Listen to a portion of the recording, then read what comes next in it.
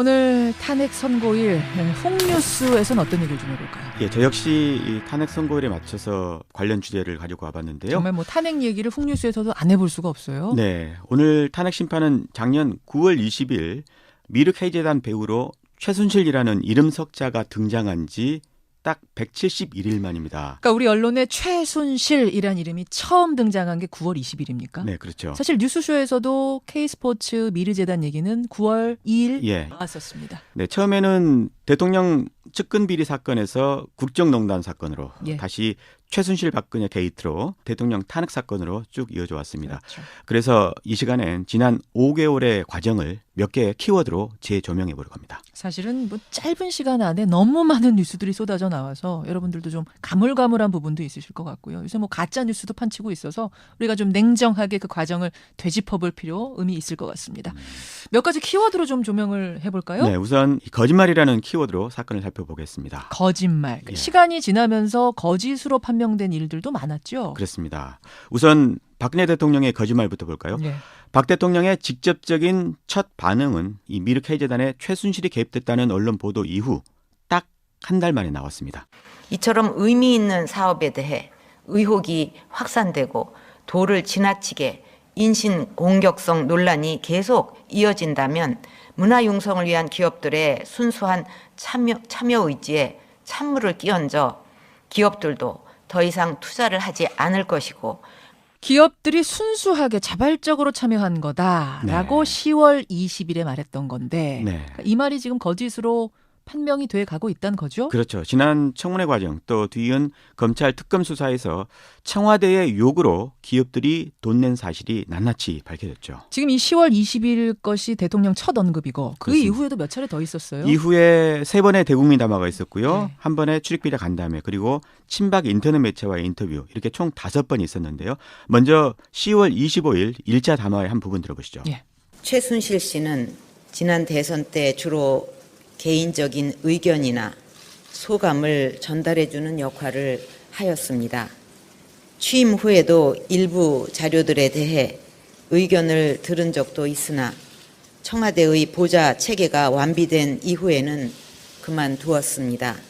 집권 초기에 최순실이 관여한 적은 있었지만 그 이후에는 없었다라는 게 1차 담화 때 내용이었죠. 네, 하지만 최순실의 이 청와대 출입은 정권 출범 이후 지속적으로 그리고 오랫동안 계속되어 온 사실이 밝혀졌죠. 그렇죠. 특히 두 사람이 대포폰으로 통화한 것만 해도 작년 6개월만 573회에 이른다는 사실이 특검 조사에서 드러났고요. 2차 담화 때도 어떤 거짓말이 있었습니까? 11월 4일 2차 담화 대목 한번 들어보시죠. 이미 청와대 비서실과 경호실에도 검찰의 수사에 적극 협조하도록 지시하였습니다. 필요하다면 저 역시 검찰의 조사에 성실하게 임할 각오이며 특별검사에 의한 수사까지도 수용하겠습니다. 그러니까 필요하다면 검찰 조사, 특검 조사 다 수용하겠다라고 사실은 굉장히 반성하는 듯한 느낌으로 말을 했거든요. 네, 하지만 이 책임 규명 협조는 빈말이었고요. 청와대 비서실과 경호실은 되레 이 검찰과 특검의 수사를 방해하기까지 했죠. 대통령 자신도 검찰과 특검 수사 수용 약속을 끝내 지키지 않았고요. 필요하다고 국민들은 그렇게 얘기하는데 결국은 필요하지 않다고 판단을 했던 건지 뭔지 안 이루어졌습니다. 그 약속. 3차 담화로 가보죠. 거기에도 거짓말이 있었습니까? 네, 퇴진 압박이 거세지자 다시 11월 29일 카메라 앞에 나왔는데요.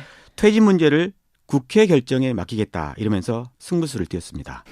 여야 정치권이 논의하여 정권을 이양할 수 있는 방안을 만들어 주시면 그 일정과 법 절차에 따라 대통령 측에서 물러나겠습니다. 저는 이제 모든 것을 내려놓았습니다. 사실은 이제 이때는 개헌 카드로 어떤 정치권의 탄핵 전선 분열하려고 하는 거 아니냐, 유도하는 발언이다 이런 비판이 뜨거웠어요. 그렇죠. 근데 오히려 국회 또 국민을 자극한 발언으로 받아들여졌죠. 그렇죠. 국회는 이 대통령이 사태를 모면하려고 꼼수를 썼다 이렇게 봤고요. 결국 이로부터 나흘 만에 이 탄핵 소추안을 발의해서 통과시키게 됩니다. 그리고는 대통령이 직무정지 상태에 들어간 거고. 그랬어요. 근데 1월 1일에 갑자기 기자간담회가 소집되지 않았습니까? 그렇죠. 그 유명한 삼성과 자신을 엮었다 이런 표현이 바로 이때 나왔습니다. 완전히 엮은 겁니다. 뭐 어디를 도와주라 하는 거하고는 제가 정말 확실하게 말씀드리는데 그 누구를 봐줄 생각 이거는 손톱만큼도 없었고 제 머릿속에 아예 그게 없었어요. 그래서 아까 말씀대로 엮어가지고 자꾸 그렇게 완전히 엮은 거다. 억지로 엮은 거다. 근데 이 부분도 특검 수사를 통해서 드러났죠. 그렇죠. 대통령이 최순실과 공모해서 삼성에게 433억 원의 뇌물을 받은 것으로 조사가 됐습니다. 예. 물론 대통령 측은 황당한 소설이다 이렇게 했지만 뇌물을 줬다는 이재용 부회장에 대해 법원이 구속영장을 발부를 했죠. 이제 남은 건 친박 매체와의 마지막 인터뷰가 있는 거죠? 그게 1월 25일이었는데요. 그런데 사실로 드러난 문화계의 블랙리스트조차 대통령은 모른다고 했습니다. 그 블랙리스트 자체는 옛날부터 있던 것입니까? 아니면 모르는 일이죠. 그건 대통령께서 모르시죠. 모른다. 블랙리스트 네. 나는 모른다는 건데 예. 특검의 수사 결과는 어땠습니까? 대통령이 관여한 사실이 밝혀졌죠. 관여했다. 네, 김기춘의 경우는요. 이 건으로 구속까지 됐고요. 예. 공소장에 이렇게 적시가 됐습니다. 대통령과 순차적으로 공모했다 이렇게요. 순차적으로 공모했다. 예, 이 블랙리스트 사건만으로 모두 5명이 구속이 되기까지 했습니다. 말씀하신 김기춘 전 비서실장도 거짓말을 한 거예요. 청문회에서도 그랬습니다. 이 부분 들어보시죠.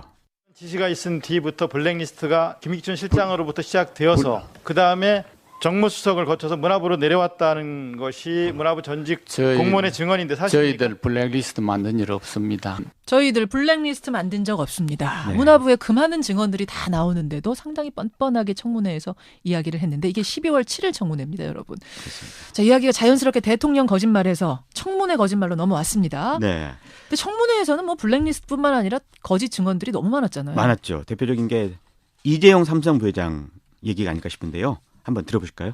K 미르스포츠 204억, 최순실한테 80억, 장시호 16억, 그리고 말이 있습니다. 이 돈이 나가는 거 모르셨습니까? 당시에는 몰랐습니다. 수백억의 돈을 그분들이 자의로 그 돈을 집행했습니까? 증인 모르셨습니까? 예, 몰랐습니다. 그런데 왜 이렇게 사죄하십니까? 이 몰랐다는 말, 이걸 특검은 거짓말이라고 본 거죠. 네, 법원도 결국에 구속영장을 따라서 발부를 했고요. 그래요. 이재용 부회장 말고 다른 사람들은 또 어땠습니까? 정경련의 이승철 부회장의 거짓말도 거의 막장 수준이었고요. 그나마 양심이 있을 것 같았던 교수들, 의사들 이런 분 거짓말도 마찬가지였습니다. 그 가운데 이분의 거짓말 들어보시죠. 예. 역시 그러면 남궁시 지사에게 정유라가 지원했다 이야기한 거 적절했다고 봅니까? 없습니다. 아예 그냥 거짓말을 그냥 아주 그냥 하기로 작정을 했군요. 아닙니다, 네? 의원님. 제가 자, 보세요. 그런 말씀을 진짜 자, 전한 적이 자, 없습니다. 김종 교수 이거 12월 15일 청문회예요. 그러니까 네. 안민석 의원이 묻고 있고 이대 학장 김경숙 전 학장의 목소리인 거죠. 그렇습니다. 이분 침도 바르지 않고 거짓말한다는 말이 딱 어울릴 모습이 아니었나 싶은데요. 이 밖에도 의사인 김영재, 정기양, 이임순도요. 청문회에서 거짓말을 한 게 들통이 나서 전부 그 후에 기소가 됐습니다. 위증 혐의도 그럼 받는 거예요? 그렇습니다. 이번에 특검이요. 국회 위증 혐의로 기소한 사람만 모두 13명이 됩니다. 13명. 대통령 제외하고 13명. 네. 자, 여기까지가 거짓말 부분인 거고 두 번째 키워드는 뭔가? 두 번째 키워드는 바로 이겁니다. 시민 여러분, 광화문 사거리에서 어느 쪽으로 가야 됩니까? 청와대 방향으로 가야 되지 않겠습니까? 두 번째 키워드 촛불 집회입니까? 네, 촛불 혁명이라고도 하죠. 지난주까지 모두 19차례나 진행이 되어 왔는데 예. 연인원 1,400만 명이 모였으면서도 매번 평화적인 시위로 국민 여론 형성의 길라잡이 역할을 해왔죠. 예. 촛불 집회가 시작된 계기는 대통령 1차 대국민 담화였습니다. 그리고 19차 가운데 클라이맥스는 6차 촛불 집회였습니다. 6차가 언제예요? 12월 3일이었는데요. 12월 3일. 예, 당시 시민들의 음성 들어보시죠. 가장 청와대와 가까운 곳에 가서 박근혜 대통령에게 직접 당신 나가야 된다라고 이야기하는 것이 우리가 갖고 있는 목적이고 지금 우리가 하나라도 힘을 모으는 것이 박근혜 대통령에게 국민의 뜻이 어떻다는 것을 알려주는 좋은 방법이라고 생각합니다. 6차가 왜 클라이막스였죠? 이 6차 촛불 집회 역시요. 대통령의 3차 대국민 담화에 대한 반작용으로 나온 건데요. 역대 가장 많은 230만 명이 거리로 뛰쳐나와서 그렇죠. 청와대 앞 100m 앞까지 행진을 했습니다. 예. 국민들의 분노가 극에 달한 거죠. 이 6차 촛불 집회에 힘을 받아서 국회 탄핵소추안이 6일 만에 가결이 됐던 겁니다. 12월 9일 가결. 네, 이런 전반적인 국민 여론에 저항하는 움직임도 있었잖아요. 그랬죠. 이 세 번째 국정농단 사건의 키워드 친박의 저항입니다. 세 번째 키워드 친박의 저항. 탄핵 반대 집회의 기원은요. 작년 11월 12일 박사모가 주축이 된 촛불 집회에 대한 맞불 집회였습니다. 예, 예. 그 이후 모두 16차례나 진행이 되었습니다. 그때마다 등장한 게 순진한 국민들을 현혹시킨 가짜 뉴스였죠. 가짜 뉴스. 예, 한 대목 들어보시죠. 예. 거짓말, 왜곡 전부 늘어놓고 사과 정정 보도 하나 없이 아니면 말고 합니다. 쓰레기 수준입니다, 여러분. 이 종편 언론 다 이번 3월 말에 폐지해야 됩니다. 언론들이 거짓말을 했다 이런 주장이에요? 거짓말을 했다면 벌써 문제가 됐겠죠. 아무 죄도 없는 문학의 인사들까지 탄압하고 박해했던 이 정권이 가만히 놔뒀을 리가 예, 있겠습니까? 예. 사실은 이제 사람들 동원한 거 아니냐라는 의혹도 계속 있었어요. 최근에는 실제로 집회 규모가 상당히 커졌거든요. 예. 탄핵 반대 집회는 3인이 주축이라고 합니다. 노인, 교인, 군인 이렇게 3인이요. 예, 예. 노인은 박사모를 일컫고요. 교인은 일부 대형교회 목사들 또는 사이비 종교에서 동원한 교인들입니다. 또 한 세력이 군인이라는 거죠. 퇴역 군인들을 말하는데요. 군가도 틀고 또 거수경례도 하고 마치 쿠데타라도 난 느낌을 받게 되는데요. 어떤 상황인지 현장 한번 들어보시죠. 예. 차렷! 경례! 충성! 바로! 우리 예비역 대령연합회는 도저히 나라에 지금 돌아가는 상황이 위기상황이기 때문에 전 예비역 간부들 100만 명이 일제 걸기하였습니다. 이분들 집회도 사실은 뭐 자유가 보장돼야죠. 네. 그렇지만 이게 문제는 점점 집회가 폭력적으로 좀 과격하게 변질돼 가고 있는 게 문제 아닙니까? 그게 문제죠. 헌재 재판관들이나 특검의 주거지 여기서 이제 백색 테러를 암시하기도 하고요. 예, 예. 실제로 무력 시위를 벌이기도 했는데요. 그랬어요. 지난달 24일 박영수 특검의 집 앞 상황 한번 들어보시죠. 특검이 끝나면 민간인입니다. 민간인. 맞습니다.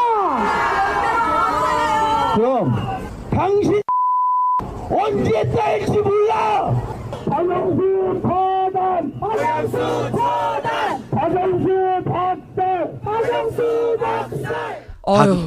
잠깐만요. 사실 박영수 특검 집 앞에서 시위가 있다는 얘기를 제가 여러 번 전해드렸는데 네. 현장의 목소리를 들으니까 소름이 끼칠 정도인데요. 박영수 처단, 박영수 박살 이런 구호가 등장했어요. 요것 말고 더한 구호도 굉장히 많은데요. 박영수 특검 부인도요. 이 보복 집회 때문에 스트레스를 받아가지고 실제로 기절하기도 했다고 합니다. 그렇다면서요. 예. 이게 오늘 탄핵 심판이 끝난 뒤엔 이게 잠잠해질런지 모르겠습니다. 글쎄요.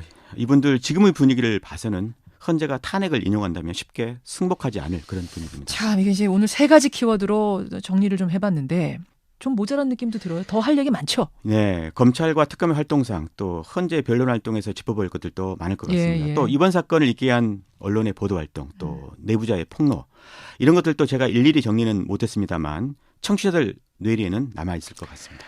예. 이제 탄핵 최종 결정까지 얼마 남지 않았습니다. 어떤 결과가 나오든 그것과 무관하게 검찰 2기 수사팀은 계속 수사를 해나갈 겁니다. 진실을 밝혀낼 겁니다. 예. 다시 기회가 되면 뭐 이 일들은 다시 좀 정리하기로 하고 네. 일단 오늘은 여기까지 기억들을 정리해보죠. 권민철 기자 수고하셨습니다. 고맙습니다. 훅뉴스였습니다.